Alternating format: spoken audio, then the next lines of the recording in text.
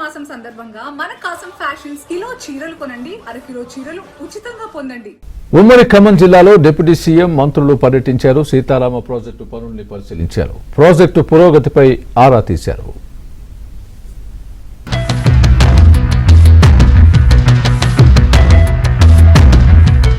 ఉమ్మడి ఖమ్మం జిల్లాలో deputy CM Bhatti Vikramarka, మంత్రులు ఉత్తమ్, పొంగులేటి శ్రీనివాసరెడ్డి పర్యటించారు.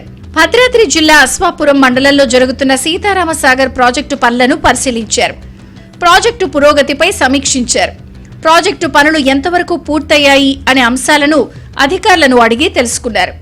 సీతారామ ప్రాజెక్టును త్వరితగతిన పూర్తి చేస్తామని భట్టి విక్రమార్క తెలిపారు. బీఆర్ఎస్ పాలనలో ప్రాజెక్టులు బడ్జెట్ పెంచి రీడిజైన్ చేశారని ఆరోపించారు. అనేక తప్పులు జరిగినప్పటికి కూడా దీన్ని జాగ్రత్తగా కొనసాగిస్తూ ముందుకు తీసుకొని పోయి ఇప్పటికి చాలా డబ్బులు ఖర్చు పెట్టారు కాబట్టి ఆపటం కూడా కరెక్ట్ కాదు. ముందుకు తీసుకొని పోయి దీన్ని కొనసాగించి కంప్లీట్ చేయాలనేటువంటి ఆలోచనతో ఈ రోజు వారు నిర్ణయం తీసుకొని కార్యక్రమాన్ని ముందుకు తీసుకొని పోతాం.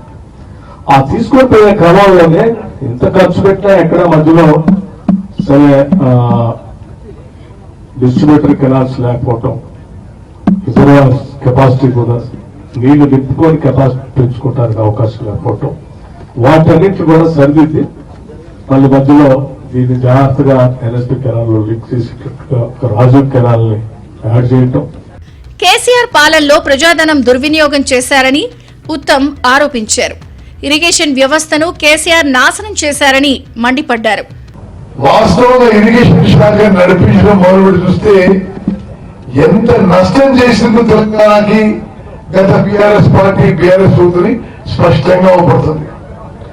మీరు గోదావరి నది మీద చూడండి, కట్టిన తుమ్మడి దగ్గర అంతకుముందు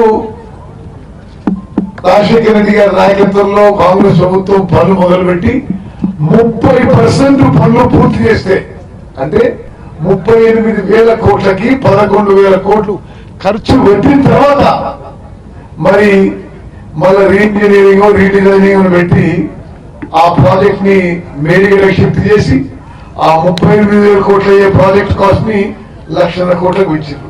భేషజాలకు పోయి గత ప్రభుత్వం ప్రాజెక్టులను విస్మరించిందని పొంగులేటి ఆరోపించారు. ఉమ్మడి ఖమ్మం జిల్లాలో గోదావరి నీళ్లు పారిస్తామని చెప్పారు.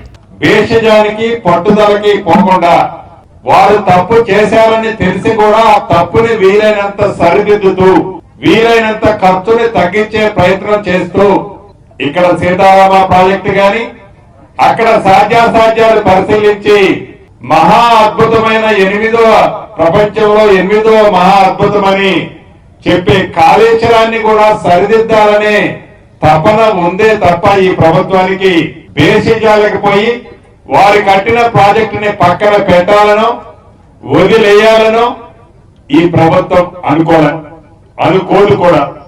సీతారామ టన్నెల్ పనులను భట్టి, ఉత్తమ్, పొంగులేటి పరిశీలించారు. పనుల పురోగతిపై ఆరా తీశారు.